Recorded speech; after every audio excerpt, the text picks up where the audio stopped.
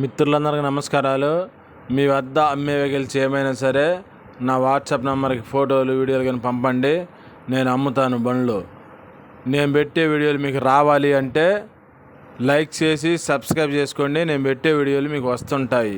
మీకు నచ్చిన బండ్లు కొనుక్కోవచ్చు. టీవీఎస్ రైడర్ అండి. ఈ బైకు 18 నెలల బండి, 2022 మోడల్.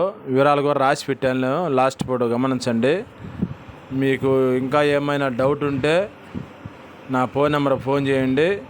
ఓనర్తో ఫోన్లో కలిపి మాట్లాడిస్తా. ఒకవేళ ఓనర్ ఫోన్ నెంబర్ ఏమన్నా ఇస్తాను.